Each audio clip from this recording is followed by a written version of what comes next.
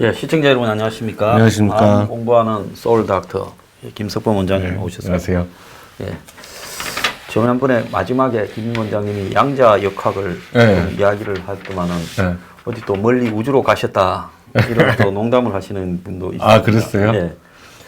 웃자고 하는 이야기입니다. 신재민이라고 예, 기재부 사무관이요. 예, 오늘 오전에 예. 자살할 듯한 의사를 저 뉴스 보고 깜짝 놀랐습니다. 그래서 이제 경찰이 막 이렇게 본인이 거주하던 예. 저기 저 신림동의 오피스텔로 네. 출동을 하고 그 인근에 이제 모텔들을 다 뒤졌는 모양이에요. 예, 그러다가 봉천동에서 모텔에서 예. 이제 발견했는데 무사하고 구급차로 태우고 병원으로 가서 안정을 시키고 있다는데 예. 근데 참 저 사건이 예. 참 좀 저 친구가 폭로하는 방식이나 스타일도 좀 별달랐고 예. 타이밍도 참 예. 좀 별달랐고 또 지금 사건의 마무리가 또 저런 행태로 예. 엊그제까지는 쾌활하게 젊은 사람이라 가지고 뭐 폭로를 예. 뭐 과거처럼 비장하게 울면서 기자회견을 하고 뭐 이런 게 아니라 유튜브를 통해서 하고 무슨 치킨 맥주 마시다가 예. 뭐 새벽에 예. 찍기도 하고 그런다더만은 오늘은 또 자살 소동을 예. 벌였다. 정서적으로 굉장히 불안정한 모습으로 보이고요. 예. 그러니까 뭔가 이렇게 젊기 때문에 활기가 넘치는 모습을 볼 수도 있지만 그동안 이제 직장을 그만두고 나온 다음에 진행 기간 동안에 좀 굉장히 스트레스를 많이 받고 그러면서 정서적으로 굉장히 안정감을 상실한 모습으로 보이거든요. 그래서 제가 담당 주치의라면 일단은 입원을 시켜서 정신과에 병동에 좀 안정을 시키고 그 다음에 여러 가지 정신과적인 치료 방법들을 좀 지지 정신 치료 위주로 그리고 약물도 좀 쓰고 그러면서 환자의 지금 조급하고 절박하고 이런 혼란스러운 상태를 좀 가라앉힐 때까지는 보호해야 될 상황으로 저는 판단을 합니다. 그러니까 이제 저런 부분을 하게 될 때는 자신의 신념이 쌓이고 쌓여가지고 네. 하나의 이제 결의가 되어서 하게 되면 네. 근데 굉장히 좀 의아스러운 게 언론사를 찾아가서 제보를 하거나 네. 야당에 가서 이야기를 하거나 네. 아니면 기자회견을 한다거나 네. 이런 방식을 택해야 되는데 유튜브로 이야기를 하고 네. 또 고대의 무슨 고파스 사이트인가에 올리고 네. 그리고 또 한밤중에 또 그게 굉장히 모텔에서 또 충동적이죠. 하고 네. 근데 뭐 저 친구가 이야기하는 부분이 저 문제는 문제지만은 네, 네. 그 폭로 내용이 네. 하려다가 안 한 거 아닙니까? 네. 그죠? 그렇죠. 네. 그러니까 참마대로 도덕성도 없고 악랄한 정권이지만은 네. 그렇다고 그게 이제 불법성에서 어떻게 누구를 처벌할 수 있을 것인가 하려다가 안 한 걸 네. 그것도 좀 그렇죠. 쉽지는 않은 부분이에요. 그러면 그런 부분들을 폭로를 할 때 간략 명쾌하게 이렇게 좀 해야 되는데 근데 또 저 친구가 등장한 시점에서 청와대는 31일 날 네. 조국이하고 임종석이를 이렇게 국회 출석시키고 그 다음에는 완전히 밀어붙여서 네. 김태우라는 부분을 오늘 이 녹화하는 목요일 날 오후에 오전에 김태우가 출두했지 않습니까? 네. 검찰에. 네. 근데 김태우를 올해 들어서 이제 1월 1일부터는 거의 뭉갰어요. 그렇죠. 김태우가 헛소리했다는 것처럼 네. 한국당이 패배, 네. 뭐 조국성 이래가 네. 띄우면서 네. 전부 띄한 거죠. 그렇죠. 그러면서 심지어 언론 제목은 김태우는 지고 신재민은 뜬다고 해서요. 네. 그러면 신재민이 원튼 원치 않든 네. 등장한 타이밍 국면이나 네. 오늘 또 김태우가 검찰에 출석해서 기자들 앞에서 처음으로 얼굴을 드러냈잖아요. 네. 이때까지는 얼굴을 드러내지 않았는데 네. 그런 날 또 본인이 저렇게 자살 소동인지 뭐 자살이 네. 미수인지 모르지만은 저렇게 함으로써 네.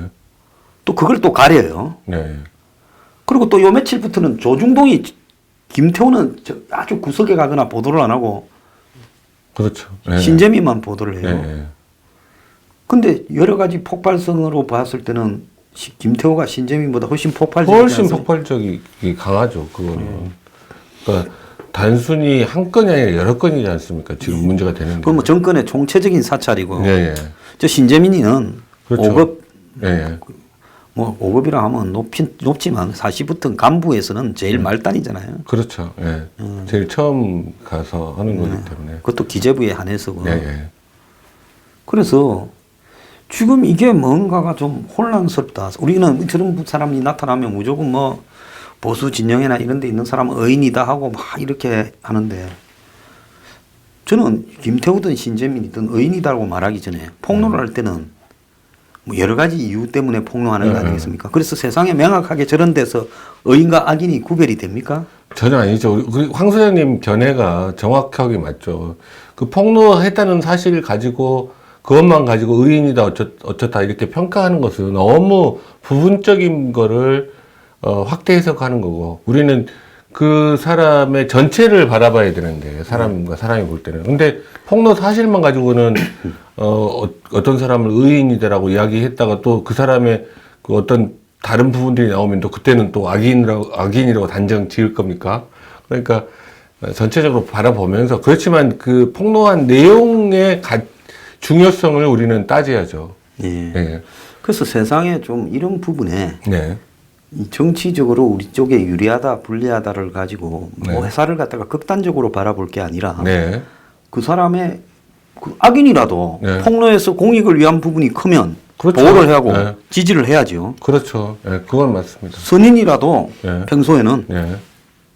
뭐 폭로를 한 것이 공작적이라면 잘못- 비판을 받아야 되는 거 아닙니까? 그렇죠. 그렇게 하는 게 그러니까 그 당사자가 악인이고 선인인가에 대해서는 우리가 굳이 알려고 할 필요가 없는 거 아닙니까? 그렇죠. 그걸 재단을 하고 그 사람을 네. 띄우고 영웅시하는 거는요. 네. 그래서 이런 부분들은 좀 그런 냉철한 관점에서 바라보면서 네. 권력이 개입해서 방향을 틀라고 하면 그때는 다들 좀 막아주려고 네. 노력을 하고 네. 좀 그래야 되는데 네. 근데 이 친구의 지금 자살이 지금 이 정권에 유리하게 자살 시도도 아니죠. 뭐 그냥 멀쩡하게 걸어갔다니까 지발로.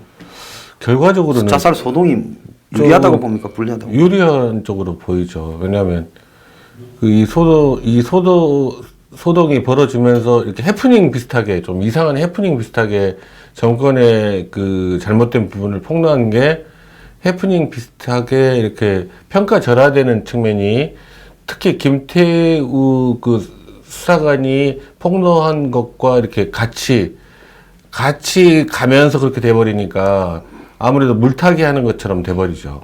저 김태우 수사관은 정권의 핵심들과 네. 부딪히면서 네. 계속 그냥 사생결단 네가 맞느냐 내가 맞느냐 네. 이 싸움을 해와서 오히려 저 사람이 자살 시도를 했다 하면 이해가 좀 가지만은 네. 이 친구는 지금 뭐 정권에서도 그렇게 높은 비중을 가지고 네. 반격하는 것 같지도 않고 좀 즐기는 듯한 분위기를 나는 느꼈어요. 네. 그런데 또 느닷없이 자살 소동을 벌이면서 자신의 말의 신빙성이나 네. 이런 부분에서 스스로가 자신의 이 뭡니까 가치를 떨어뜨리는 부분이 지금 발생한 거 아닙니까? 네. 그러니까 굉장히 왜 저랬을까요? 제가 아까 말씀드렸던 것처럼 굉장히 불안정한 상태. 처음 그러니까 오늘 그 유서 내용을 보니까 그 퇴직 후에 거의 술로 살았다고 적혀 있더라고요 보니까. 그리고 유튜브에 그 폭로를 하는 것도 술 마신 상태에서도 폭로한 것도 있는가 보더라고요. 근데 이런 것들은 실제로 이제 그 계획적으로 준비해서 폭로를 하려면 술 마시고 그런 결정을 하진 않죠.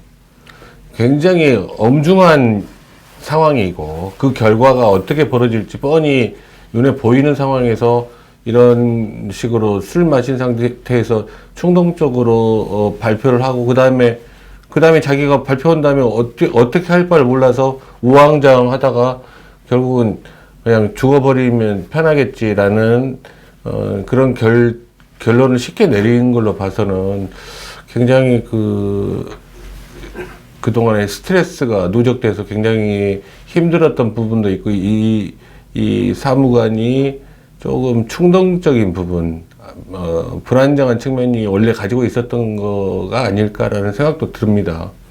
본인 입장에서 자기 말이 맞다면 당시에 이제 국가 부채를 예, 예. 갖다가 이제 정권은 늘리라 예, 예. 이러는데 그걸 갖다가 보도 자료를 언론에 예. 이제 빼서 예. 보도를 해서 예. 불이익을 받고 그것 때문에 쫓겨났다. 예, 예. 자기는 이제 그렇게 이야기를 해요. 예. 그러니까 이제 뭐 고대 나와서 몇 년 공부해서 예. 이제 겨우 남들이 부러워하는 행정고시에 예. 이렇게 걸려서 들어갔다가 예. 어떤 경우든 내부에 네. 그런 부부의 정의감이 있어도 뭐 조직 부적응이든 이렇게 이제 싸워서 나왔는데 나오고 난 뒤에 폭로를 하려면 자 나이나 또 공무원을 3년이나 했고 5급 공무원을 또 저 사람이 가지고 있는 지식이나 네. 또 학벌이나 이런 거를 봤을 때는 거기에 걸맞는 방식으로 기왕에 폭로를 한다면 날카롭고 깊숙하게 확실히 제대로 그렇죠. 원샷 원킬을 해야 될 거 아닙니까? 증거도 확실하게 보여주면서 이렇게 해야죠. 준비를 철저히 해가지고. 저도 옛날에 저런 폭로를 한번 했는데요. 네. 아주 그냥 그때 군사 정부 때라가 네. 군대 부정선거에 대해서 네. 현역 군인으로 한번 아, 그러셨어요? 네. 목숨 걸고 오셨네요. 휴가 나왔다 폭로했다가 들켜가지고 도청에 걸려가 기무사에 잡혔지요. 아이고. 그래서 군대 입구에서 네. 내가 그냥 나와서 네. 폭로를 기자회견을 하는데 기자회견은 도저히 불가능해요. 내가 네. 군인같이 보여서 네. 접촉이 잘 안 되더라고. 그래서 군대에서 부정선거를 하라 했거든. 누구를 찍으라고. 네. 그래서 이제 그때 이제 야당 네. 이제 민주당 네. 김영삼 민주당 네. 이제 부산 지부당에 가서 서울까지 올라갔다가 못 하고 거기서 이제 했는데 이 사람이 서울하고 뭐 통화를 하면서 한 명이 왔다 병사가 군대 부정선거를 폭로하는 이러면서 도청이 다 걸린 거예요. 아, 그렇죠. 네. 그래서 나는 이제 그걸 하고 집으로 들어가려는데 내일 뭐 서울에서 여의도에서 김영삼이 100만 집회를 하니까 선거 앞두고 네. 거기에 데리고 가겠습니다. 뭐 이래 저끼리 이야기를 한 모양이에요. 네. 그러니까 아마 이 터미널이나 공항으로 갈 거라고 생각하고 잡으러 다 나온 거예요. 네. 부대는 전부 일하지 말라고 네. 한 대 다 모아서 술 풀어갖고 황장수가 평소 이렇게 부정적인 이야기를 하고 다닌 거 없냐 네. 이렇게 하고 그래서 나는 그래도 오늘은 들어가겠다. 네. 왜냐면 지금 귀대 날인데 네. 안 들어가면 탈령이 되니까 네. 들어가서 내일 아침에 새벽에 나오겠다. 네. 이러고 이제 나는 부대를 들어갔는데 네. 입구에서 지발로 들어왔다니까 네. 바로 뭐 집차가 오더만은 총을 옆에 딱 대고 집차 태워서 데려가더라고요. 네. 그래서 이제 부대 수경지로 한 10km 가는데 네. 이제 별별 게 생각이 다 나는 거예요. 여기서 그렇죠. 양쪽을 팔을 쳐버리고 집차에서 뛰어내려서 논으로 뛰어서 탈출을 해야 되나?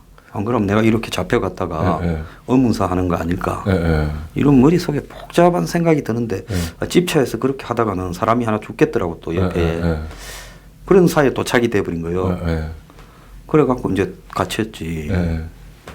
그래갖고 있다가 네. 밖으로 내가 그런 상태라는 걸 빼서 네. 9시 뉴스에도 나왔어. 병사 한 명이 지금 군대 네. 부정선거 폭로했다가 네. 민주당의 대변인이었던 김형래 전 의원이 네. 또 그때 막 이야기를 했어. 네. 그래가지고 이제 어떻게 하기 어려우니까 네. 이제 선거 끝나니까 빼줬어요. 풀어줬지 이제. 그런 일이 아이고, 있었어요. 진짜 그래서 힘든 결정을 하셨네요. 그때 굉장히 무서운 시절 아닙니까? 네, 그래서 87년에 네. 그래서 이제 그런 일이 있었는데 그럴 때도 보면 굉장히 고민을 했다고. 그 네. 문건을 보고 야, 이 부정선거를 지시하는데 내가 어떻게 이런 일을 내가 감당할 수 있겠느냐. 그런데 그런 걸 하려 그러면 마음을 굉장히 다져 먹어야 되고 또 그 이후에 올 부분에 대해서 내가 어떻게 대처할 건가를 해야 되는데 아니 뭐 광고 달아가지고 나 좀 마음에 안 들어서 솔직히 무슨 메가 무슨 스타디인가 뭡니까 뭐 공무원 입시 학원 강사하려다고 거기 광고 달아가지고 거기 나와가지고 내가 어쩐네 이러 샀는데 유튜브에 정말로 비장함이나 진지함도 좀 안 보이는 것 같고 말도 논리 정연하지도 못하고 저것도 적어서 왜 읽든지라도 해야지. 그렇죠. 그래서 처음부터 조금 내가 지금 타이밍도 왜 김태우가 결정타를 미길라 할 때 저게 또 터지면서 방향을 흐트리는가. 안 그러면 좀 이따가 해도 될 건데. 그러다가 오늘은 또 저렇게 자살 소동까지 벌이고 어쨌든 좀 나는 마음에 안 드는. 네. 어떻게 보세요? 그러니까 조금 진지성이 요즘 세대의 문화인지 모르겠지만 진지성이 좀 떨어져요. 그러니까 진지함이 그 발표하는 과정이라든지 그 뒤에 상황도 그렇고. 근데 아무튼 저도 황 사장님과 같은 생각인데 이렇게 큰 일, 사회적으로 문제가 되고 국가적으로 문제가 될 일을 이렇게 내부 고발자로서 이렇게 폭로를 하게 되면 굉장히 준비를 많이 해야 되잖아요. 마음의 준비 단계별로 내가 이러면 저쪽에서 이렇게 나올 건데 어떻게 할 건지 그런 부분 준비가 안 되어 있는 것 같아요. 그러니까 준비가 안 되어 있는 상태에서 그냥 그 충동적으로 폭로를 한 측면이 있어서 그다음에 폭로한 다음에 또 우왕좌왕한 것 같고 그러다가 이제 뒷수습이 안 되는 상황에 놓이니까 이런 그 유서 소동이 벌어진 것 같고 아무튼 그래도 어찌 됐든 간에 저는 그 의료진이 잘 보호를 해야 된다고 생각합니다. 정신적으로는 좀 지금 굉장히 지금 불안한 상태, 불안정한 상태에 그러니까 있죠. 무슨 일을 저지를지 모르죠. 예. 그러니까 잘 보호를 해야 됩니다. 예. 어쨌든 좋은 이 국가의 큰 공익을 위해서 폭로하다고 나섰다라는 부분은 용기를 인정합니다만은 그렇다고 해서 그런 모든 일들이 다 긍정적으로 결과적으로 작용하지 않을 수도 있다. 네. 그런 부분을 보면서요. 이런 사건을 바라볼 때 조금은 냉정하게 바라보는 네. 이 자세도 좀 필요하다. 그러니까 그 황 사장님 말씀하신 것처럼 우리 구도를 자꾸 우리 편, 예. 남의 편 이렇게 예. 이렇게 자꾸 편가르기를 하면 있는 그대로를 바라보지 못하게 되거든요. 있는 그대로를 보려고 노력하는 과정에서 진실에 대한 그 외침도 들릴 수 있고 우리가 소중하게 생각하는 자유의 가치를 같이 주장할 수 있습니다. 근데 자꾸 우리 편 아무 편 해버리면 편가르기 해버리면 진실을 못 보게 되거든요. 자, 고영태도 의인이라고 플래카드까지 시골에 고향 동네에 붙었는데 네. 그 의인 고영태도 또 무슨 취직 네. 뭐 이런 걸 가지고 돈을 받았다 네. 승진이니까 네. 그래서 그 혐의로 징역이 추가되지 않았습니까? 그렇죠. 네. 그러니까 세상의 모든 부분은 여러 가지 측면이 있는데요. 네. 우리는 그 중에서 큰 부분을 보면서 작은 이 부분도 이렇게 접을 수는 있습니다만은 중요한 것은 세상의 모든 일이 헛과 백으로 명확하지는 않다. 그렇죠. 예, 그렇기 때문에 어떤 폭로나 이런 부분이 있을 때 너무 그 사람의 그 용기나 이런 부분을 평가하고 또 그 사람이 피해를 받지 않도록 네. 이렇게 사회적으로 지켜보고 할 필요는 있지만은 너무 그 영웅시하거나 네. 이렇게 했다가는 나중에 또 그 사람이 그렇죠. 그런 부분들을 노려가지고 거꾸로 네. 네. 물타기를 해서 네. 그 사람의 모든 사소한 흠을 가지고 네. 모든 것을 다 뒤엎어버릴 수도 있지 않습니까? 네, 그럴 수 있습니다. 자, 그 지금 신재민 씨 이야기를 좀 해봤고요. 지금 유시민이가 뜨고 있어요. 네, 네. 근데 그 사람이 이제 뭐 유시민이가 뜨는 우리가 정치적인 거는 별로 뭐 하도 네, 많이 네, 달아서 네. 말할 필요는 없고 네, 네. 좀 깐족거리지 않습니까? 특유의 그러니까요. 참 답답해요. 예. 그 사람이 깐족거리는 거는 예. 그는 어떻게 몸에 어느 정도 이 어릴 때부터 저 사람 한 3살 때부터 깐죽거려 가지고 예. 한 4, 50년 축적이 돼야 타고났어요. 깐죽의 경제에 이르는 겁니까? 타고났다고 보시면 됩니다. 네. 그거는 그러니까 누가 유시민 씨처럼 이렇게 그 상대방의 그 아픈 곳을 정확하게 찔러서 이 하는 통증이 나오게 할 수 있는 말주변인 사람이 얼마나 많이 있지. 나하고 한 붙자니까 왜 안 나오는 가 모르겠어. 그런 부분이 실제로는 그런 우리 주변에 보면 괜히 이렇게 제대로 맞는 이야기를 했는데 욕먹는 경우들도 꽤 있지 않습니까? 그런 상황들이 있는데 최근에 저는 정치를 안 하겠다고 정치 은퇴 선언한 다음에 작가로서만 살겠다고 해서 좀 그런 부분들이 변화가 있었을 줄 알았는데 지금 오늘 신문을 보니까 숙명여대 신세동 교수 예, 경제학 교수하고 TBS 그죠? 토론했던 내용들을 보니까 그렇게 원래 그 타고난 깐죽거림은 변하지도 않았고 버릴 수도 없나 보다 그런 생각이 들었습니다. 근데 나이가 들으면 예. 이 깐죽거림이 예. 지식을 좀 체계적으로 쌓아서 예. 지식이 밑바탕이 되면서 지식이 월등한 사람 입장에서 밑에 예. 내리다 보면서 깐죽거리는 예. 그런 부분을 좀 가져야 되는데 네. 지는 엄청 지식인이고 지성인으로 책 좀 냈다고 예. 예. 그러잖아요. 나는 유시민 책을 하나도 사보질 않았습니다. 왜? 평소에 나와서 말하는 거 보면 뭐 책 내용도 뻔해서 안 보는데 예. 그런데 저 사람이 지식이 나이가 들어갈수록 더 생기는 게 아니라 공부를 안 하는 것 같아요. 저는 좀 제가 그렇게 봤을 안 때는. 보입니까? 예. 저는 부원장도 이제 책을 좀 많이 보시잖아요. 예, 저는 이제 유시민 씨 책도 여러 번 봤었는데 최근에 알쓸 신잡에 나와서 이야기하는 거라든지 보면 최근에 요즘은 책을 놓고 사시는 거 아닌가 그 생각이 들어요. 그리고 지금 현재 이번에 그 경제에 대한 토론회에서 그 신 교수하고 그 토론하는 과정에서 어떻게 그렇게 그 말을 쉽게 내뱉는지 상대방이 모욕감을 느끼게 말을 쉽게 내뱉는 인상이 들어요. 그러니까 그 신 교수라는 사람은 자기가 35년 동안 경제 공부를 했다고 하지 않습니까? 그건 뭐 나름대로 상당한 지식이 있는 사람. 그런 사람한테 그냥 자기 잣대만으로 이렇게 상대방을 공격하는 것들이 상대방한테는 수치로 작용할 수 있거든요. 그런 부분들에 대한 조금 제가 유시민 씨라면 그러니까 그런 프로에 안 나갔을 것 같아요. 자꾸 자기의 단점만 더 부각시키는 거잖아요. 지금. 그런데 지금 경제 위기가 네. 수구 기득권의 프레임이다. 네. 경제 위기가 아니란 말이에요. 그럼 지 목을 걸든가. 나는 그래서 지금 문정권이 경제가 앞으로 한 1년 안에 네. 사고가 나는가 안 나가는 걸 가지고 네. 한번 걸어보자든가. 네. 네. 자, 그런 말장난으로 네. 프레임 때문에 경제 위기가 생겼다는 거예요. 지금 그러면 말이 안 되는 이야기. 유시민은 높은 데 살아서 지금 네. 일반 서민들의 삶이 얼마나 고통스럽고 네. 하루하루가 힘든 사람이 늘어나는가를 네. 전혀 모르고 경제 위기가 아니라고 그렇게 이야기하는가. 그러니까 자기가 의용 지식인이 되겠다고 그러니까 해서 무조건 문정권의 입장에서 문정권 정책이 무조건 옳다라고 주장하는 쪽으로 가는 것 같은데 그거는 실제로 본인이 말하고 싶은 반지성적인 거죠. 본인이 제가 옛날에 네. 한국의 깐족그림으로 예. 거의 일가견이 있다라는 사람하고 한번 토론을 했어. 아, 예, 예. 그 깐족거리는 사람을 한번 퇴장시킨 적이 예, 있습니다. 예, 저 봤습니다. 지발로. 예, 예. 그래서 깐족거리면 예. 그거는 그냥 그 교수들이요. 예.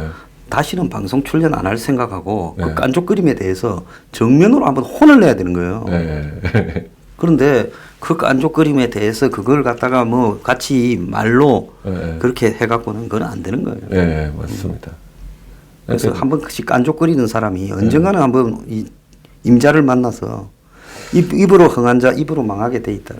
그게 결코 지금 이런 그 처세는 유시민 씨의 장래에 결코 좋은 역할을 할 수 없을 거라고 저는 생각을 해요. 근데 저런 깐족거림 정도나 최근에 무슨 이사장 뭐 예. 노무현 재단 간 거나 네. 무슨 알릴려온가 뭐 무슨 뭐 팟캐스트 한다고 말한 게 단데 예. 지금 야권의 대선 후보에 뭐 1인가 올라왔다고. 예. 그래서 야권에 그런 유시민을 그걸 1위라고 올려놓는 예. 야권을 그 현 여권을 예. 지지하는 사람들은 머리가 비었어요. 의도적으로 그렇게 하는 느낌이 들어요. 의도적으로. 예. 페이스메이커로 유시민을 생각하는 축도 있을 것 같고 또 지금 주사파 쪽 말고 이해찬 계열 쪽에서는 유시민을 차기 주자로 이렇게 만들고 싶어하는 마음도 있는 것 같고 그런데 제 개인적인 판단으로는 유시민 씨의 지금 행보는 그런 대권과는 거리가 더욱 멀어지게 만드는 행보를 지금 하고 있다고 저는 유시민이 진짜 대선 후보가 되겠 싶으면 네. 현 이 기득권, 네. 문 정권의 잘못에 대해서 그렇죠. 신랄하게 내부적으로 비판을 하면서 네, 네. 그걸 극복하고 가야 그렇죠. 그게 대선 후보가 되는 거지. 네. 스스로 의용을 자처하면서 문에 대한 네. 한마디로 호위병, 네. 호위무사 홍위병, 역할을 네. 홍위병 역할을 수행하면서 네. 다음 대권으로 가겠다라는 거는 그거는 턱도 없는 소리죠. 예, 역사상 그런 전례가 그렇죠. 없지 없었죠. 않습니까? 예. 예, 참 답답한 사람이라고 이렇게 봐야 될 것 같습니다. 네. 자, 원장님 그 얼마 전에 네. 의사 한 분이 이렇게 아, 그렇죠. 정신병력을 가진 사람한테 병원에서 흉기로 찔려서요. 네. 막 이렇게 칼에 찔려서. 그래서 흉기를 들고 해서 네. 그 의사가 말리고 네. 또 간호사를 하려는 것도 말리고 그 상담실을 탈주를 했는데 쫓아와서 또 찔렀다고. 네. 네. 그래서 지금 이 문제가 지금 굉장히 이제 의사들만의 문제가 아니라 이게 참 사회적으로 큰 문제예요. 지금 이 문제가 일반 국민들이 잘못 생각을 하게 되면 그 정신과 환자들에 대한 편견이 더 심해지게 되고, 그 다음에 치료 진입 장벽이 더 높아질 수 있는, 오히려 더 반대되는 상황이 벌어질 수도 있는 상황이거든요. 근데 중요한 거는 이게 이제 그 정신과뿐만이 아니라 그 병원에서의 그 환자들의 그 난동 피우는 것들은 철저하게 그 응분의 책임을 물어야 된다고 생각합니다. 저도 레지던트 시절에 그 병원장을, 강남 성모병원 병원장을 죽이겠다고 칼 들고 다니는 환자가 있었어요. 근데 그 환자는 보호자도 없고, 또 그때 당시에 강제 입원을 시킬 수도 없어요. 아무도, 친척들도 없고 아무도 연결이 안 되니까. 그러니까 그 돌아다니는 시한폭탄 같이. 그런데 그날 또 외래에서 난동을 부려가지고 저는 이제 병동에 있다가 뛰어내려가서 그 환자를 제압했던 기억이 나는데, 그런 과정에서 실제로 다치기도 하고 그렇습니다. 그래서 이제 병원에서 응급실이나 네. 또 정신병동 같은 부분에서 네. 보안 기능이나 대응 기능을 강화시키거나 그렇죠. 경찰이 순찰을 하거나 그렇죠. 청원경찰. 그리고 또 뭐 일반 경찰서도 네. 순찰 코스를 삼아서 그래 하거나 이런 부분이나 처벌 조항을 강화시키더라도 네. 그래서 저런 사태가 참 불행하지만은 저렇다고 해서 정신병으로 이렇게 폭력 전가가 있는 사람을 네. 무조건 또 이렇게 지금 뭐 집어넣자 네. 이런 이야기도 또 곳곳에서 나오고 있어요.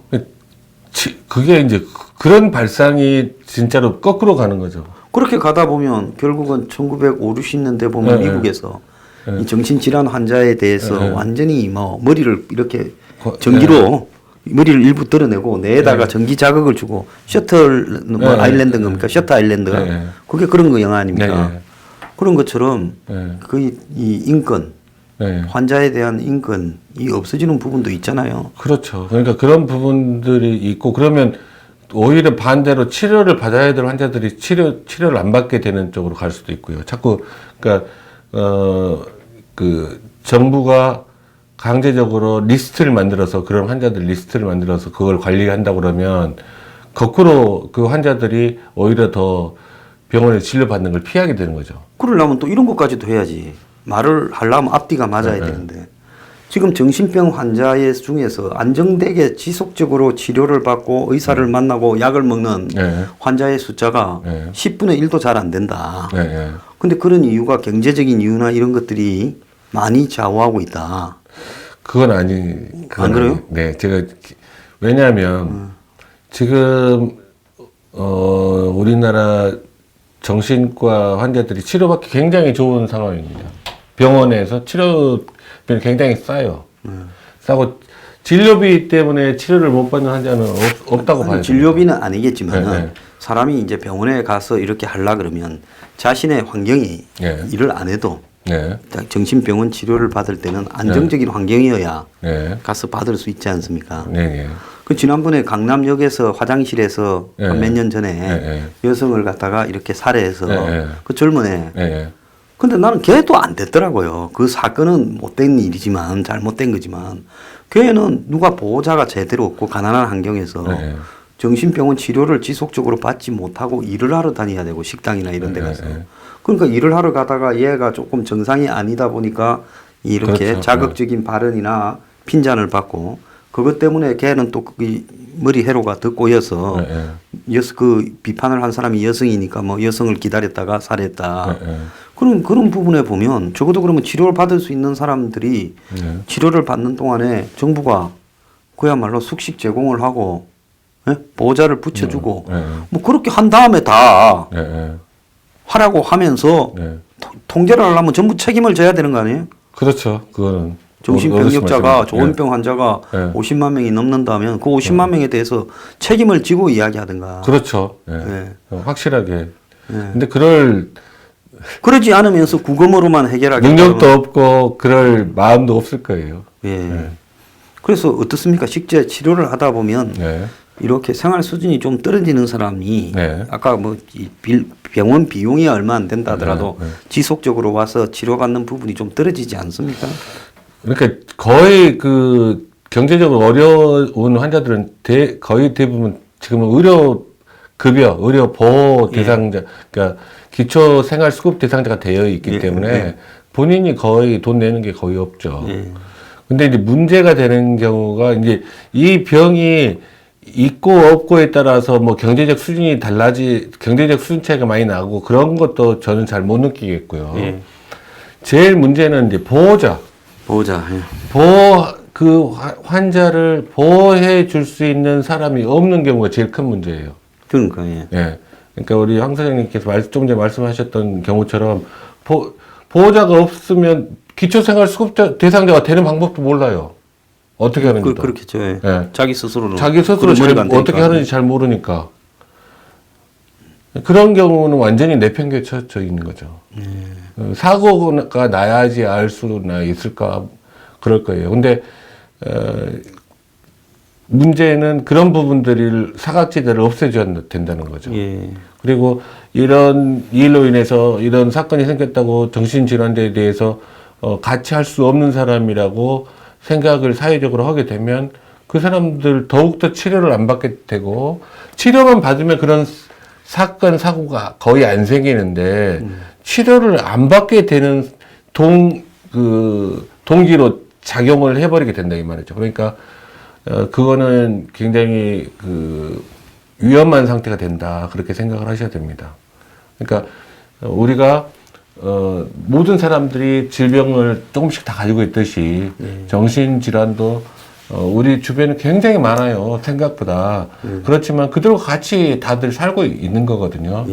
근데 관리될 수 있는 병이기 때문에 관리를 해서 우리 사회 구성원으로 편안하게 잘 살 수 있도록 우리 사회가 만들어줘야지 배격하고 예전 그 1930년, 40년대처럼 가두고 그런 식으로 격리시키고 그런 걸로는 우리 사회에 전혀 도움이 안 된다. 그리고 그걸 해결책이 될 수가 없다. 그리고 지금 현재 약물 치료 방법이 굉장히 좋은 약들이 많이 나와서 치료만 받게 되면 그런 분들이 사회에서 자기 역할을 할 수 있을 가능성이 높습니다. 지금. 우리가 이 미드나 영드를 이런 거 보면 1930년대, 40년대, 50년대, 60년대에 미국의 정신병원이 어떤 수준이었는가 미국이나 영국에 그런 모습을 그런 것들을 통해서 많이 볼 수 있잖아요. 그렇죠. 정말로 열악하지 않습니까? 그렇죠. 인간이 인간답게 취급하지 못하는. 그래서 이런 불행한 일이 일어났을 때 이런 사태를 수습하는 부분에서 그 아주 인간다움을 잃지 않고 수습을 하려고 하는 노력이 굉장히 중요하겠더라고요. 그렇습니다. 그래서 흔히 이런 일이 일어나면 무슨 강경 대처나 이런 쪽으로 가기가 쉬운데. 좀 이제 그 대책을 만들었으면 그 대책이 실행됐을 때 그 뒤에 벌어질 후유증도 충분히 고려를 해서 대책을 꼭 만들었으면 좋겠고요. 그리고 꼭 이런 경우에는 전문가, 그러니까